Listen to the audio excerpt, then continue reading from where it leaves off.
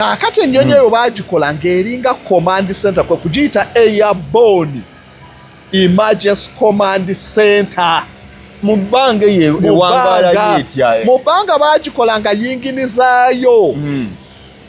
Ennyonyi eyo nnene, amafuta etwala mangi, ebiwawaatiro fuselage ebiwawaatiro byayo jjukira terimu bingi nnyo, terimu ntebe nti z'abapasenja ntono nnyo. Kakati babigeza Amerika yo balina engeri bagezaaga nnyonyi gaabwe olwokukola emmotoka zaabwe batera kuba gayitaga big berry ne bageza erinnyonyi ne lisobola okutikka gubomu. Kakati neeri bagijjamu ebisinga amafuta ne gabeera nga gaba mangi ne bakiteekako ne aerial fueling endala esobola ogisanga mu bbanga n'egyongerako nesigala ng'ekyatambula.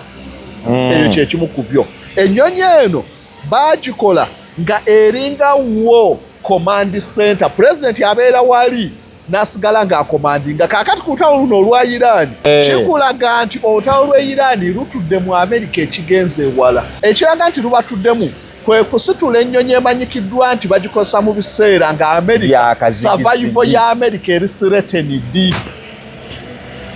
Ng'okubeerawo kwa Amerika kuli mu lusuubo. Ennyonyi eyo lwe bagisitula.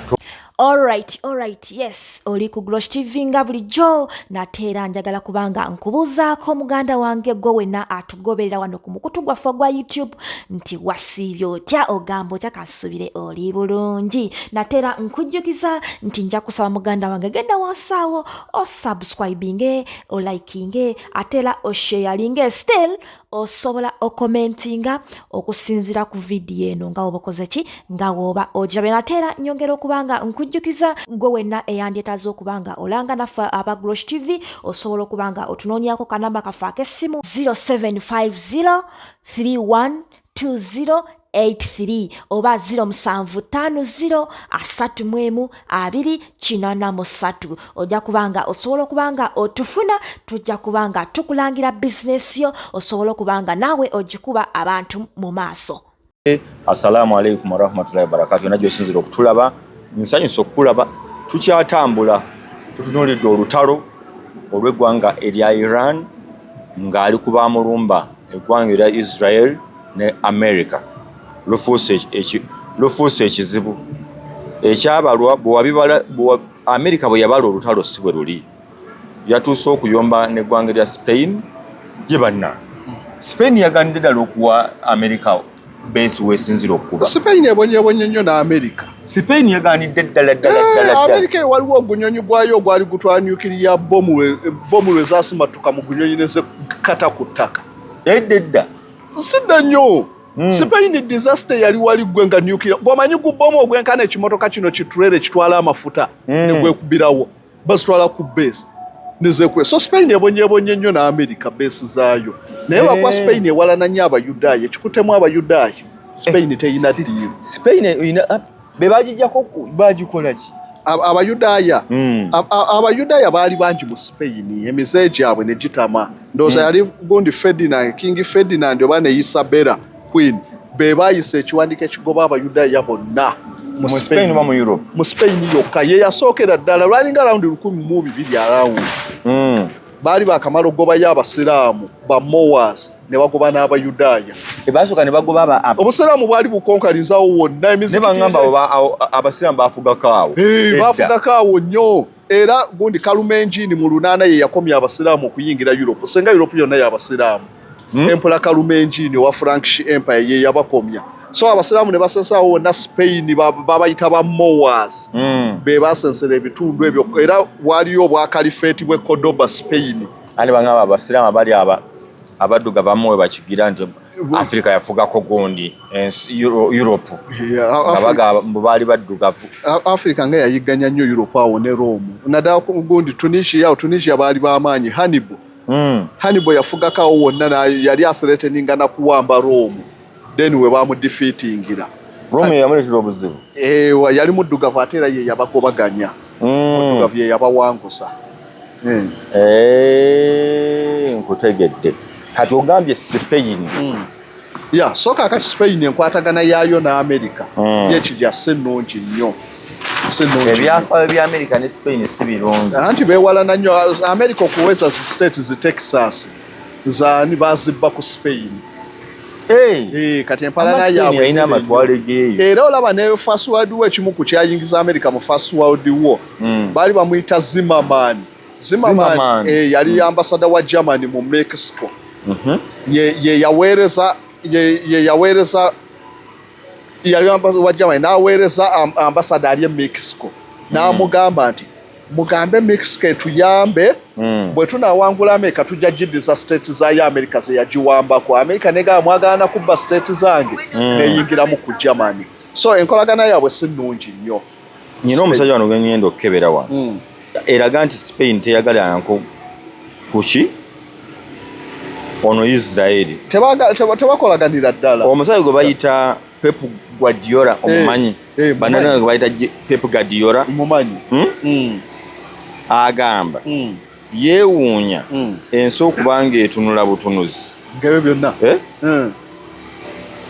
nga yeebuuza ensi etunula butunuzi nga Israeli esaanyawo eggwanga lya Palestine bamazeewo eddembe ly'abantu tebaagalira ddala yeebuuliza ddala ate nga ye mu Catalonia wandiga talina nnyo gundi anti Catalonia ze zimu kuzaakola Spain we baazigatta ne zikola Spain. So tebaagalira ddala Bayisirayiri. Yavaayo openly Pep Guardiola. So abo tebaagalira ddala polisi zaabwe endala nnyo Bayisirayiri. Kakati obadde ontwala. Mbadde nkyakutwala nti ekyennyonyi eno ennyonyi baagiyise batya? Ennyonyi eno bagiyita E6B. E6B Macho naye ng'eno y'emu ku nnyonyi ziri nnya. Ennyonyi zino zaatandika okukolebwa mu 73. Ng'eno Idi Amin yakyatufuga. America Biden yali Amin yakatukwatamu. Nixon yali ku bukulembeze ng'anaaterorizayininga America ne bakola ennyonyi. Ennyonyi eno tebaagendera kugifuula kyeri. Boeing yali yakoze ennyonyi z'abasaabaze era woogiraba nnene bulungi ng'ez'abasaabaze eza bulijjo. Naye nejebulwa akatale nga ya bbeeyi nga amakampuni gano aga bulijjo tegasobola kigula ne boogeraganya ne Department of Defense olwa threat ezaaliwo ne babayinga idea tugimodifying ebeere command post mu biseera ebyota ebeere airborne command post. Airborne kyekintu ekyamanyira obwengula kya mu mpewo eyo. Example gyenyinza okuwa nti waliwo ekinyonyi kye bayita albatross. Atola kyekiri wa albatross kibeera nga kibaata naye kirina ebiwawaatiro biwanvu. Albatross kisobola okubuuka ne kiyingira ebbanga ne kimala emyezi 6 nga tekize kulinnya ku ttaka wano. Leka naawe. Albatross osobola okuva mu Australia n'ennyonyi olumu gye zitayita neeyita mu Antarctica ne gyeyita negenda etuuka mu South America. Zina direction yazo zimanyi naye esobola okubeera mu bbanga neeseeyeya yamanya laws of motion neeseeyeya bweti neddira n'omutwe neegukweka mu kiwawaatire ti neebeera mu autopilot yo neesigala ng'egenda neyeebaka n'okwebaka neeguteeka mu kiwawaatire eri mu autopilot ekibanga kirogo kiyitawa kyo kipima direction kimanya kanfuloti ngene wentuuka eri still era amanyi gy'alina okudda. Nti kakati ngenda mu Africa ngenda wa so kakati era na America balina n'abayiye ennyonyi bakoppa era balina ogunyonyi ba America gwe baatuma mu albatross ennyonyi so kakati ennyonyi we kakati n'ekintu ekiri airborne kye kisobola okumala ebbanga eddene mu bbanga kakati y'ennyonyi eno. Ennyonyi eno baagikola obwetaavu bwavaawa okukola ennyonyi eno etuuka okubeera nti bagiyita doomsday plane. Eno gye baatutte Iran. Yes, ennyonyi ey'olunaku olw'enkomerero oba olw'okusaanawo kw'ensi. Nga bagiyita musaanyaawo. Yes. Esaanyaawo ensi egenda kusaanyaawo Iran.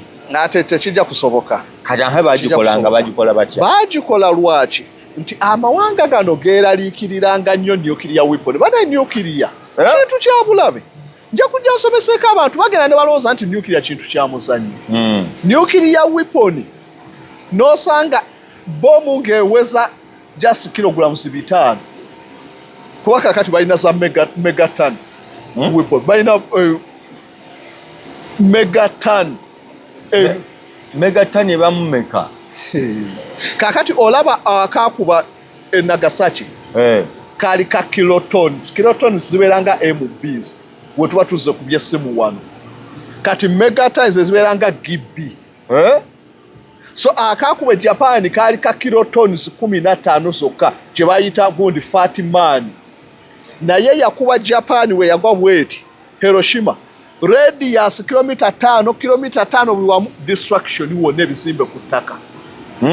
Ekubye ku gundi wali ku post office paka Kawempe ku 5 ebizimbe byasaanawo nakawa ne bisaanawo awo wonna ekyo entebe n'amasuba bomu emu ya kilotons eringa olinako MBs 15 ye yakola ekyo kyonna naye wekiba GB. Kabaka wanga. So okugeza sabomba gye baakuba ku Nagoya Zamulia Island yekyasinze okuba ennene mu byafaayo byensi. Russia bagigezesa mu nkaaga yali nkaaga mugumu. Bagikuba ku Nagoya Zamulia Island eri kilometers eri ludda weeyo eri mu Arctic waggulu, kati eno side Norway yeri okumpi, naye ne Norway abaali mu kilometers 260 endabirwamu zaayatika. Ezebizimbe Russia yakola bomu, yagezesa bomu ekyasinze obunene mu byafaayo byensi.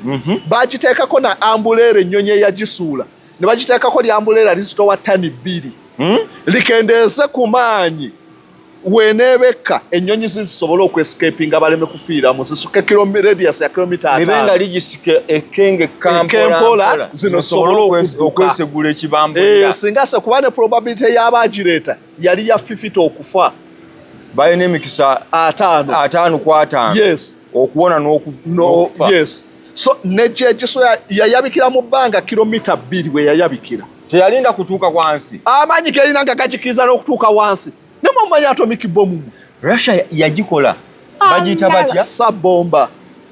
Yakola kye bayita sabomba. Negitwala mu kifungu kye bayita batya?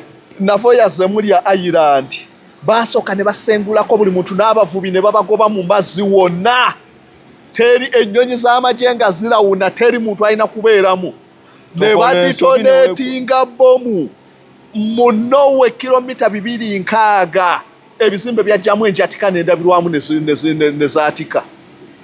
Kwegamba bagikubanga bw'ogamba wano ne Kaluma ne gundi Kamudini kiriwa woyise Kaluma okudda erira woba tukozese Masaka Road eyo tebatera nnyo kati awo gomanyiwo kati Masaka Road tukozesewa Lyantonde Kyazanga kumpiko Kyazanga yasooka obeera kyali mu Lwengo kati wali Lyantonde n'olyoko Lyantonde odda Kirugula Tirinyi no walibeera okumpi kuba ova wakava Iganga n'oddako kati waliwo maaso eyo abantu baffe bo bamanyi babale mu kilometers ezo wawesobola wano ng'oyisize mu Bende Kyegeegwa oba oli Kyenjojo bagikubira Kyenjojo wana ebizimbe ne byatika ne byatikamu enjatika y'emyukirya obunafu ne bugwa bomu ng'ate olwo nno kuba yali hydrogen bomb baali bakitaddemu cores 2. Bino bisuse cores kiringa ejje ery'enjuba 2 wali olirabyeko.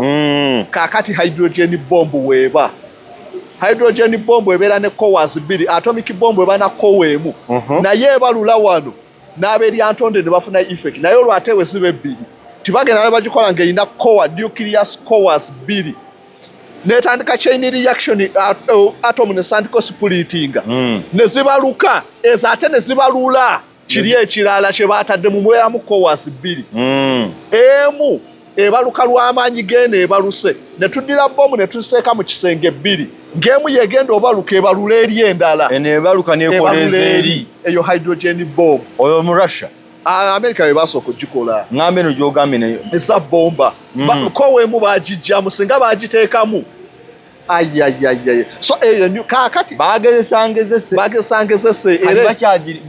baddamu ne bazikola kodiwo we yajja akendera ne basivaako naye luli basikola lwa kodiwo tension eyaliwo kakasaamu Nikita Khrushchev yali yagenda mu UN nga bakayana ne Kennedy ne bakayana nnyo ne bakayana nnyo Khrushchev yali afuluma mu UN Nikita Khrushchev yali afuga Soviet Union by then yali afuluma okuva mu UN General Assembly n'akozesa ekigambo kya Russia yakiyita kuzikina kazi. We will show you. Kuzikina kazi. We will show you. Oba mulowooza tuli banafu. N'addayo n'alagira bagite alage ku Amerika. Amerika sikwe kukakana bagigezese n'Amerika bonna baaliwo ennyonyi zaaliwo okumpi zirabe.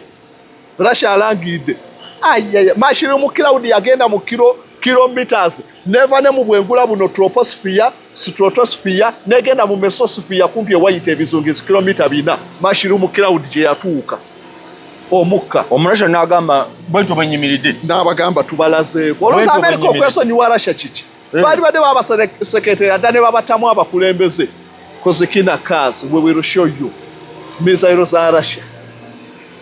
So ye nuclear yoyo. So kakati nuclear ono yatiisa nnyo amawanga gano. Ne wamanya saawa yonna basobola otumalawo. Nkulaza we yali nkaaga mu gumu we bagezesa misairo bomu eyo ey'ekitalo. Sabbomba yadda baagikozesa ddadda nnyo. Naye amawanga gaatya nnyo ne bamanya Amerika omusajja n'atukubemu yokka tuba tusaanyewo. Mu situation ng'eyo Kennedy yababuuza. Tinaye situation ng'eyo nga bakubye bomu nga nze president nkola ki?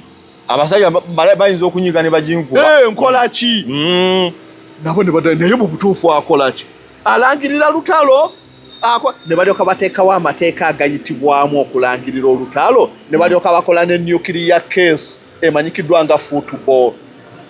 Case president wa America gy'abeera naye obutasukka kumpi fuuti 15 nga temuli wala era waba atambula omuyambi wamuyita aid du camp oba omulabe mabega bamuyita aid du camp oyo babeeranga mukaaga bawa president oyo naye abanga mukulembeze wa ggwanga aid du camp afuga ne president ate oyo tujjamu oyo akwata keesi okalaba akasajja butera kuba buwanvu katadde k'enkofiira kalina olukono lwonna lugumu ng'olw'empologoma kati kagikwata kati nga konna olukono kali siriyasi kati aid du camp akambuwalira ne president aid du camp yakambuwalira Reagan bamutemula owa America bamutemula mu 8 n'agwa wali bagenda okutuuka mu ddwaliro gye bamuddusizza nga kabisu kwiti akabeera mu nuclear code kali mu stokis.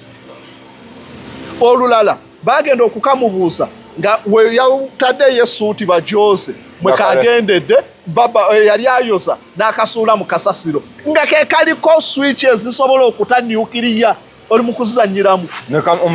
Dukampu n'amugamba Dukampu n'atuuka n'amubuuza yali yeerabira nnyo ke n'amubuuza kabisu kwiti kaliwa kubako bakawula emirundi egimu abakulembeze ne kamubeera mu nsawo ako ke kamulagirira codes zosobola okuinitiatinga gundi command.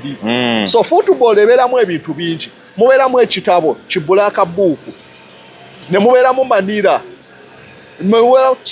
manira ebeere kulaga bankers gyosobola okudduka singa bakubye nuclear missile ku Washington president oddukirawo oluwulira nti bakubye nga basikayo nga bakebera ku manira kifo kye kiri okumpi nga bakuddusa.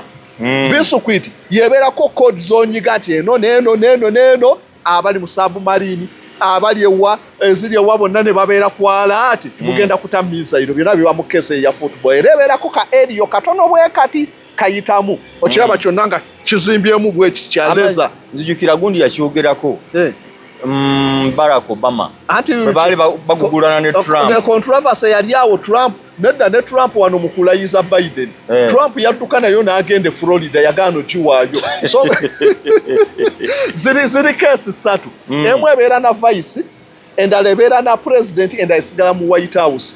Kakati ya president muyina okugiwanyisa ng'omulala jja ne bagimukwasa ne bamuwa ne aid du camp age Trump yabigaana n'agenda naye Florida yagamba nti bamubba basikayo ndala yali mu White House gye bawa vice gye bawa president ne vice eyiye n'agizaluva nyuma ne bagijjayo ne bagiza. So andi gundi yagamba Barack Obama ku magezi n'omutwe gwa Trump oyinza omwesiga ne codes z'ensi yonna n'ozikwasa omuntu oyategeera ojazikwasa tolina kyakola ali yali campaign ng'agamba mutunulire omuntu gwe mugenda okukwasa ne bagaana ne bakimuwa. So kaakati aid du camp olulala yabuuza Reagan we yamanya nti omusajja yajja n'amubuuza kuba bakacekinga ne ba-updatinga codes si kulanga Russia bazihakinze baza updatinga nti okozesa boonyiga 6 mmeka olwo n'otandika communication ne bagikeera ne bajja okka update nga babuuza Kennedy ne babuuza Reagan eriwa bisikuiti nti eri mu kkooti nti bagireete bagenda ogireeta nga n'addamu Edid Kam n'amubuuza eriwa n'amugamba w'oyogedde weeyina okubeera ali ku pulezidenti. Bisikuiti amateeka ge bakusomera ngoze mu White House w'oyogera nti eri ku firiji weeyina okuba tetwagala ebeere walala toteebereza todda maha kandabe so kaakati ebyo byonna babikola nti ne baba bakubye strike president waali wonna asobola okulokinga ate olowooza yokka ne Russia balina nabo eyaabwe kyageti kyageti ye kesi eno balina football Russia balina kyageti Mama ya Amerika yukaye kirina. Niwe bayina eno neri babiyina agamawanga abiri gafeeko. Bayina ki? Gwe naga Bungereza akakasika kyalina yabo. Bungereza ye mother of nations. Eyawa. Diba bone yabafuula kibali. Kuwe ba yabafuula. Ne Bungereza waliwo abagifuula. Ate bani. Tolimba. Sirimba. Tolimba. Bebaza William de Conqueror yafefu e Normandy. Ye yafuula Bungereza bwatu n'atandika obwakabaka n'ebyo. Ne waliwo abagiyamba tuka. William yaba France. Obwakabaka we Bungereza bwo origini ye Bufalansa. Lukumi nsanvu mu musanvu. We yaviira eri najja n'abakuba n'abawangula n'atandika Bungereza. N'ateekawo Abangereza. Awaliwo obwakabaka bwabwe obwaba Saxon ne ba Angel balina obwakabaka ne babatta bakabaka ne so kaakati eyo ye football nga nayo baagikola kuyambako mu nuclear disaster. Kaakati ennyonyi eno ebyo byonna we byaliwo ne bibeera yikiza ne bagamba we bali tukuba misairo tulikola tutya president waffe nga White House eri ku ttaka ne basalawo bafuule ennyonyi eyo efuuke nga White House. Olympus has fallen. Olympus has fallen eri ku ttaka eti president wa America alagawa bakubya nuclear. Katwali wano mu kujogera ndi mu kulaba Olympus has fallen. Abantu abasinga baddawo ne bakyerega firimu ne ngamba laba abatamanyi. Movies ezisinga bazijja mu corridors of power omwana n'awandiika. Ezisinga ziri based on true stories ne bagattamu birala. So reality wetusokerako inagamba oyayogera ebyaffe ne ngamba bambirabo obutamanya. Anyale baga omusajja aleka aletse bya firimu wano. Obutamanya n'obasasa true stories zibeerayo. Tugenze ku nnyonyi. Kaakati ennyonyi eyo baagikola ng'eringa command center kwe kugiyita airborne emergency command center. Mu bbanga ewangala yetya. Mu bbanga baagikola nga yinginizaayo.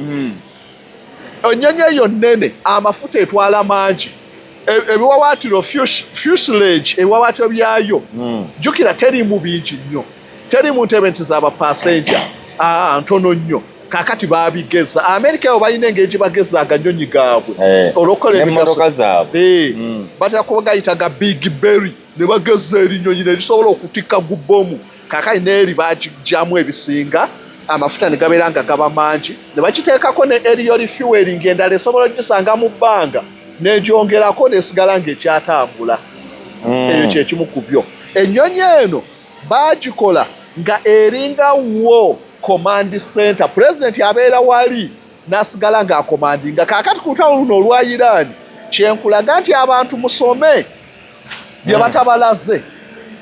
Kikulaga nti olutalo lw'e Iran lutudde mu Amerika ekigenze ewala. Kyogamba Israeli n'Amerika olutalo lubatuddemu. Ekiraga nti lubatuddemu. Ekiraga nti lubatuddemu kwe kusitula ennyonyi emanyikiddwa nti bagikozesa mu biseera nga Amerika survival ya Amerika eri threatened. Ng'okubeerawo kwa Amerika kuli mu lusuubo. Ennyonyi eyo lwe bagisitula. Tongamba nti bino byabadde bituufu. Ebyaki? Omwana nalabye vidiyo nga Trump bamutaddeko emikono bati nga bamusabira mbu abasajja babadde bamwegezaamu omutta. Kyekyo kyabadde okumwegezaamu. Abasajja Abayiraani bakambwe babadde bamwegezaamu okumutta. Kati goyinza okuba tomanyi gundi lwaki evuddeyo. Naye ate olumu bayinza n'obutaba Abayiraani. Abagagga abo abaagala olutalo lwa Iran batunde ebyokulwanyisa bakole basobola okukikola balage ensi nti da Iran is an existential threat kuba America olutalo lwonna okufuna support y'abantu kirina okubeera an existential threat ku USA. Kyobola abasinga baagala olutalo lwa Iran tewali threat gye tulinako nga America tuyingira mu lwaki it's not an existential threat ku US balina luyingiramu nga balaba nti US erina kakali basobola okukikola ne bakola nti ddala Iran is an existential threat basobola okujustifyinga olutalo okubeerawo kwa invasion basobola okukikosa ekyo nakyo tukitunulemu so kaka kyembalaga nti olutalo luno abantu bamanye nti lutuuse ku level endala ennyonyi eyo abantu abagikozesa abeera president vice president ne secretary of defense Secretary of Defense nga nalabye wa malala nnyo. Wa malala gokubeera so wa Secretary of Defense ngejayogeramu. Yakola statement tugenda mu lutalo. Ku mateeka agaffe nga teri atubuuza teri gwe twebuuzaako. Amalala abantu ba America abo walabanga Colin Powell. Colin Powell nga amalala twali yalina jeno nga ne wabayogera bwatu olaba wano wonna obugumba bwereeze olw'okuba training gye bakola. So kakati baba n'amalala mangi. Ono yayogezezza amalala gabahitira. Malala mangi. Kali agabahitira agasembayo. America tujja mu lutalo tetulina tteeka lye tugenda kwebuuzaako. Malala mangi. Temutubuuza mbu tumenye eki. Naye realities ziba zibalinze. Abasajja baali mu White House awo. Olutalo lwa Vietnam Nixon yayisa kye bayita Madman Theory. Madman Theory. Gwoba okyatonde ono. Yaleeta Madman Theory. Madman Theory ya authorizing okukuba bomu ku Vietnam n'amawanga ageetooloddewo gafuneko kuba bomu n'abaliwo baloze ku busagwa Cambodia ani yonna balozeeko kubanga Abavietnam gye baayitanga okukusa ebyokulwanyisa kati bw'oba okuba nawe yokubayo baweeyo bakuba Laos bomu era wogenda mu bibira by'e Vietnam ne Laos wali ze bayita unexploded bundi ordinance. Omanyi tulina landmine ne unexploded ordinance. Landmine zino ze bateeka mu ttaka nga ejo. Unexploded ordinance ze bomu ezaagwa ne zitaabika. Nga kye baasala ematuga wali baafuna ekyuma ne bakireeta ematuga abasikulapu. Kyaba kutula obulera abantu nga 6 wonna ematuga wali. Ezo baziyita unexploded ordinance. Zitaayabika. Zijjuddeyo yonna ku bomu ze baabakuba. So abasajja bano olw'okuba amaanyi ge balina gabawala gaboogeza bingi. Bonna ne Putin teyagambaawo kugundi ku bateralisi abaalumba e Russia n'agamba nti ogw'okusonyiwa gwa Katonda ogw'obaweerezeewo akatonda gwange. So bw'oboogeza amalala kyobula buli ggwanga lyalirwanyi ne libeerako ery'amaanyi abasajja bo beematira. So kaakati mbadde nkyakulaga kino ne bakola eno nga command center president atuula muli ennyonyi eno ya mulembe naye kikwewunyisa mu maaso wali mu cockpit webavugira cockpit yandabirwamu bulungi era pilot driver watuula pilot ne co-pilot technology aliwo mukadde nnyo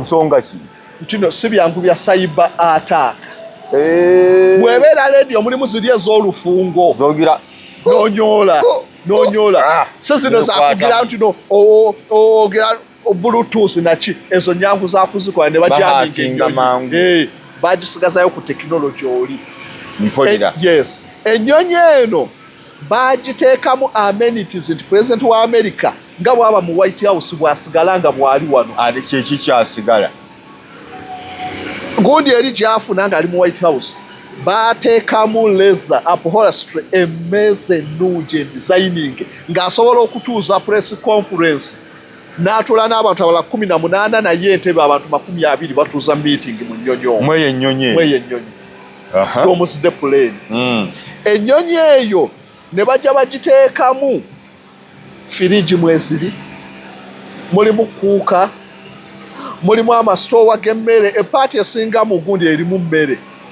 nti basobola okwefumbira ennyonyi nebeera mu bbanga ngeno we beefumbira balya mweyagala alinako TV room alinako ng'asobola okwakisesinga ensi yonna asobola ocommunicatinga n'okulaba ebigenda mu maaso mu nsi yonna asobola okomandinga olutalo eyina ebbugumu n'empewo leka n'okuleka gwe kiri muli swimming pool teriimu eyo temuli swimming pool temuli swimming pool eno si yakwejalabya sauna eno command center nga president wadda mu command center okuduumira eno kye baajuka naye ne bamuteramu amenities esobola omubeeza mu bbanga ennyonyi eno baagikola ng'esobola okuwithstandinga electromagnetic pulse.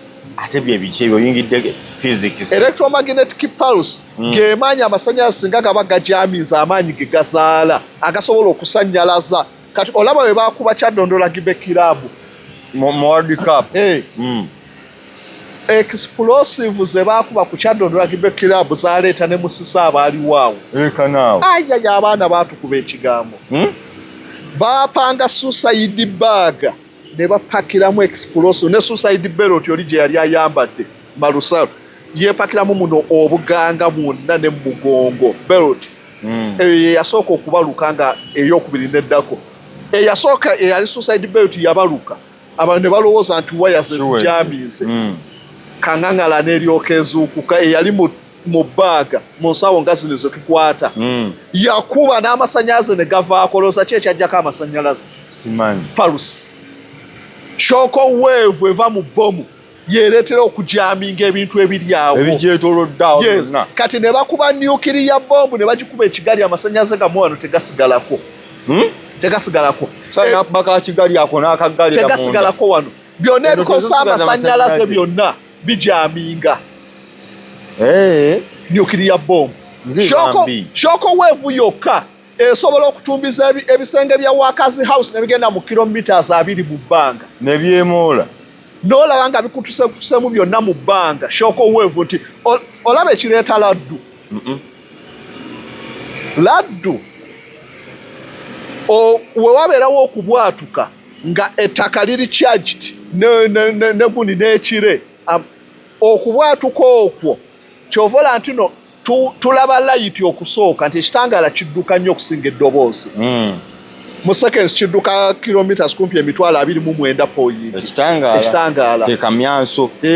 Kaakati byonna bihappeninga lumu. Okumyansa kwe kubwatuka. Kaakati okumyansa okwo ekireeta okubwatuka nti amaanyi ago gakonectinga ne surface okuva mu kire ne wabeerawo okubaluka kuti okwokya okwo okulabika empewo yonna ebeera mu bbanga awo ebeera esiriira. Yes. Empewo ebeera esiriira. Kati empewo bw'esiriira etandika okudduka ku sipiidi ennene empewo ng'eva wano ewali ekibabu. Kaakati awo mu kudduka ekuliyetinga kye bayita sonic boom. Sonic boom ennyonyi ezo z'abayisa zitera okudduka sipiidi ne ziwaguza mu atmosphere. N'olaba ennyonyi ng'eringa ewagula mu kire n'etandika okubaluka pa n'etandika okubwatuka. Abayisirayiri abo bavuga ennyonyi n'edduka sipiidi n'esinga speed of sound. Mu kuwaguza ennyo mu bbanga awo mu mukka ogw'enjawulo n'etandika okubaluka. Kati nawano laddu bw'etyo bw'ekola. Kati okubaluka okwo kujja lwaki nti empewo ebeera esiriira n'etandika okuexpandinga outward ku sipiidi ennene n'eryoka ekola okubwatuka okwo. So kaakati ne nuclear weapon we bagikuba wano oxygen yenna ali awo ajja kusiriira asigadde adduke nga yeeyongerayo ku speed. Kati eyo shock wave yeereetera ebizimba okubaluka n'ebirala byonna. Kaakati ennyonyi eno baagikola nga ne wabeerawo bakubye nuclear bomb esobola okuresistinga electromagnetic pulse n'esigala ng'ebyamasannyalaze bikyakola nayo nga tekoseddwa. So kaakati kyekyagiisa duumuzidde puleni nti we baba bakubye mizayiro Amerika yonna esaanye opulezidenti wa Amerika basobola omuddusa n'asigala ng'akyakomandinga ati si beetaaseeko omulaba abakubye nabo bamuddise. Ng'olwo bano be balese okukuba wansi bakyaliwo. We babeera ku nga katugeze bakubye Amerika eyinza okwetaaga mizayiro nga3,000 yonna n'esaanawo. So singa omusajja azikuba lumu nga mwenna musaanyeewo sirozi zonna oba ground launched missile ze balaunchinga okuva mu ttaka weesumulula wati missile neevaayo zo zisigalayo wansi eyo. Neziri mu submarine zisigalayo. Neziri ku maato ga Lincoln olw'okuba bakubya Amerika zisigalayo. Kaakati ekyo kye baakola nti naye baba bakubya Amerika president asobola okomandinga missile ziri mu submarine eziri ku maato n'eziri mu ttaka ze twakweka mu gasozi nezoolekera atukubye. So kwe kuteekawo ennyonyi eno nti asigala akyalina command center wa commandingira olutalo. Kaakati okujja ku ddwaniro kitegeeza olutalo luba lubizze lwetaagisaamu command ey'omuntu atali ku ground alina okubeera mu bbanga. Sekulwanga ekitegeeza w'osoma ebitawandiikiddwa Iran esereteninga posti zonna eza Amerika n'amaato gonna. Temusobola teekayo omuduumizi w'amaanyi asobola okukubwa. Kaakati safute ye tuleete ennyonyi eno ebeere mu bbanga. Akomandinge. Iran embeera eraga nti kati essaawa eno buli kifo Amerika kyerinamu besi newali amaato gaayo. Yes, kuba Iran yabawoonize n'obawooninga. Eryato lya Abraham Lincoln baagaddusa ku Indian Ocean ku kosi ya Iran. Ku kosi ya Iran ne bagongerayo ewala mu Indian Ocean. Lwaki? Ng'akaso Iran ke bataddeko kamanyi. Iran nkambwe bwetyo. Obukambwe yabwetegekera naye eriko naye abanywanyi. Sajjabbi teribulwako kirungi. Iran alina abanywanyi be bagenda sustaining olutalo n'egiba myaka 3. Amerika egamba munaku 45 tebajja lugenda kuba luwedde. Tebajja lusobola ebiriwo bikulaga nti no olugendo lukyali lunene nnyo. Lukyali lunene nnyo. Balonze Kamene omupya. Tugenda mwogera kansooke malize ensonga eno abantu bamanye nti woolabidde ennyonyi enongeze ku ddwaniro omanya waliwo embeera ey'obunkenke ekanze ku mawanga gano. So ekyo okuleeta ennyonyi eno ku ddwaniro omanya waliwo ekikanze nti kisuleteninga n'omukulembeze oba omuduumizi yenna mu kitundu awo. Okusulaba nga tuleese ennyonyi twagiyise tutya Ewart? Twagiyise E6B. E kitegeeza electronic. 6 kitegeeza variant.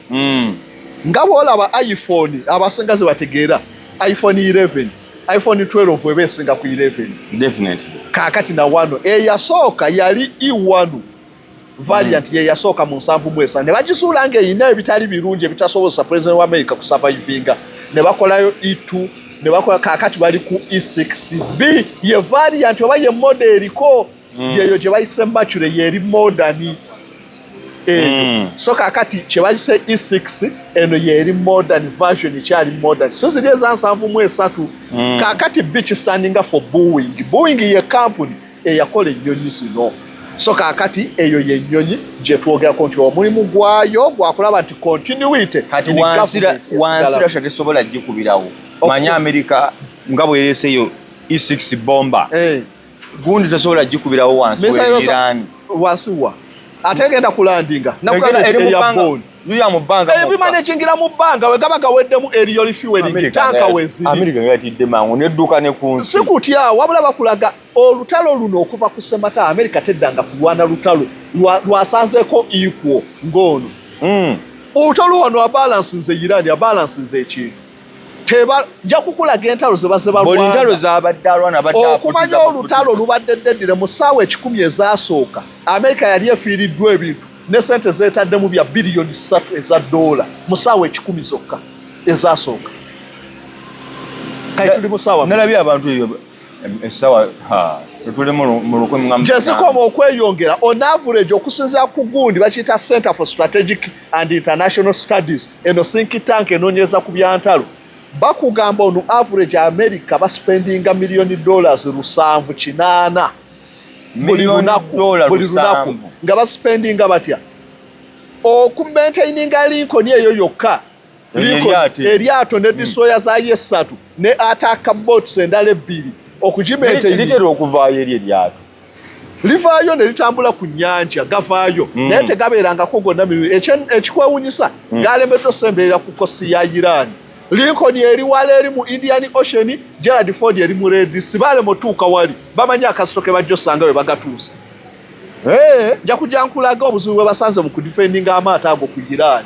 Olabe lwaki bagaddusa ne bagongerayo eri.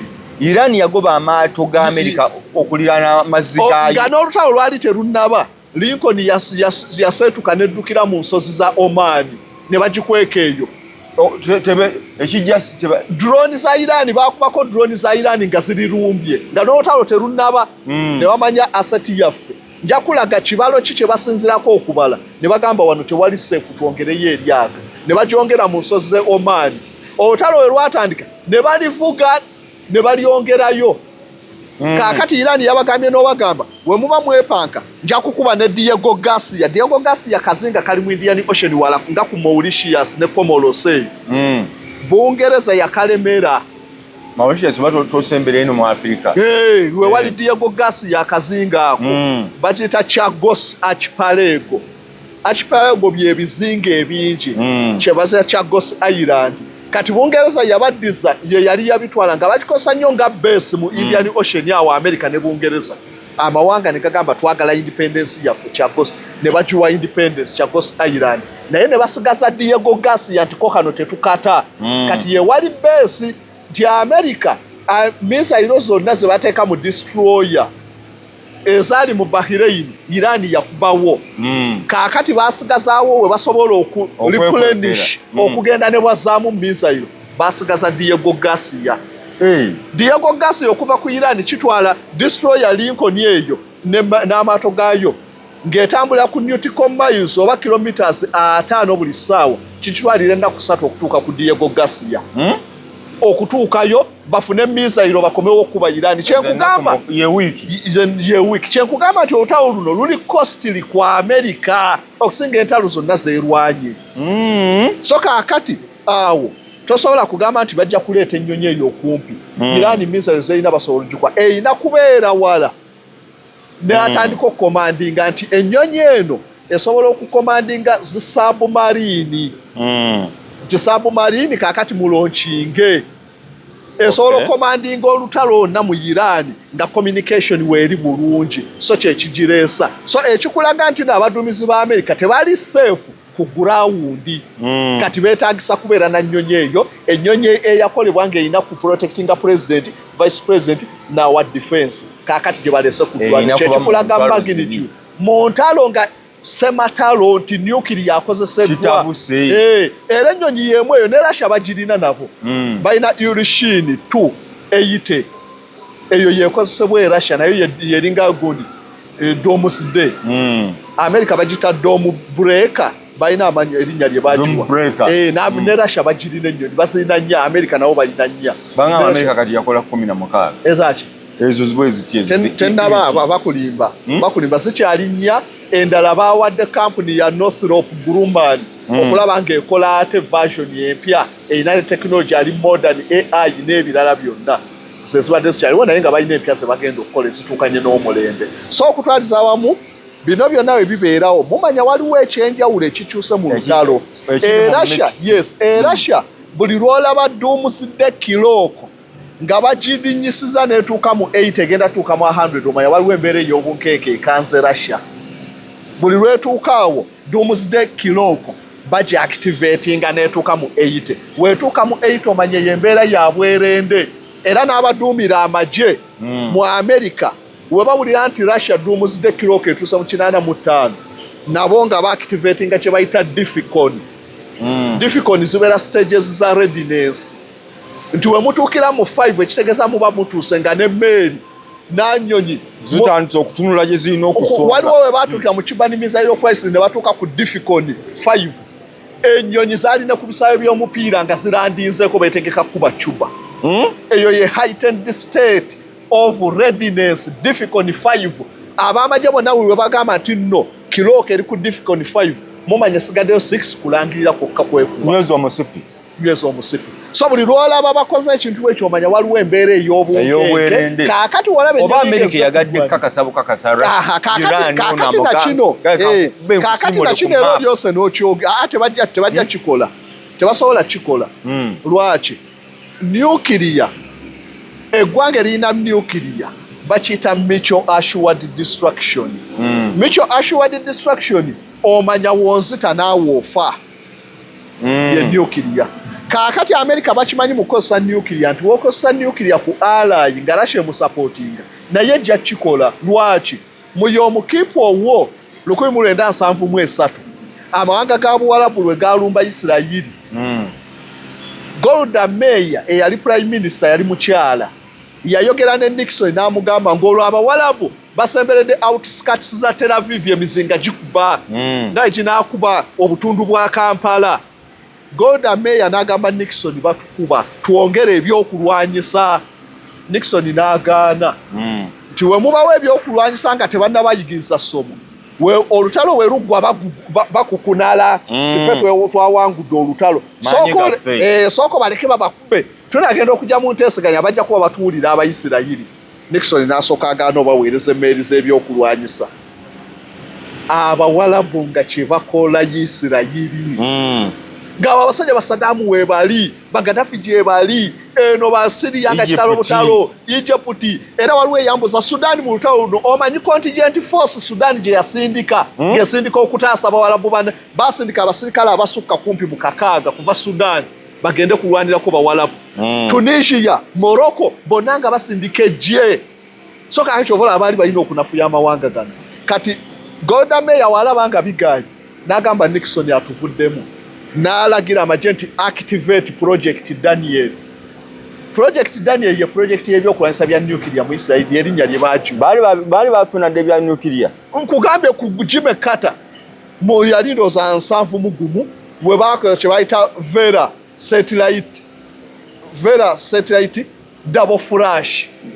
Isirayiri baddira ebyokulwanyisa kasi katono tebalina bye basobola gezesereza ne bakolagana ne gavumenti y'Abakaburu South Africa n'abagamba tugenda bawa mizayiro ezikuba ewala nga tebajja batiisa bagoba South Africa namwe mutukkirize tugezese mizayiro za nuclear waffe South Africa. Ne bagenda kazinga kilometers 600 okuva Cape Town mu ocean ne bagezesa mizayiro za nga bamanyi teri ajja kulaba. Kumba America waliwo Vera Hotel eriko satellite zakwata ekimyasa emirundi 2 ne bagamba kye kisobola okumyasa kityo ti definitely yo nuclear weapon kyani asobola okuwanga gesa yo Isirayiri kata ye n'amanya na America naye ne basirika mumuleka abifune kuba kye kyattisa Kennedy. Kennedy yagaana Isirayiri ogesa ebyokulwanyisa ebya nuclear ne bamutemula kata ye najja nakkiriza ne bagezesa so kakati kyekyo so okutwaliza awamu nti kino wekibeerawo omanyi olutalo lulinako kyebituuse naye America emirundi ekisinga babikozesa okutiisa kwe balwana naye agambe ke baleese kino kitalo butalo kubanga baatiisa Isirayiri ne bagamba tugenda kuba Abawalabu ne baddira nti tugenda ziteeka ku Golani Heights tukube Syria. Brezhnev yali owa Soviet Union n'agamba kuba yali asupporting Abawalabu n'agamba we mugikozesa nasitula aganyonyi ga T-60 bomba ne gatuula Alexandria nga kalina nuclear nga Barasha be bagakuuma ne bagamba we mukubira naffe tugenda bakuba ziri Misiri. Nixon n'amanya kigenze wala entese so kakati wano basobola gikozesa ne bagamba tugenda kuba missile za nuclear ku Iran. Russia atulage mu kajja parking wanted area tebasobola kuleka alayi waabwe kugwa bwatugawo mu Russia yatuuse gwerinda byeyongereyo ku level bajja kibalansinga bajja kuleeta ennyonyi ejje bagambe tugera submarine hiyo class zigenda kuba Iran. Russia gambe we mukikolera oba ne China naffe tugenda kukola kiti bamale enteeseganya zigwe era ekyo kyekyavaako China egenda tuvaamu Trump agenda kukyala China mu nnaku ntono ebyo babikyala byonna.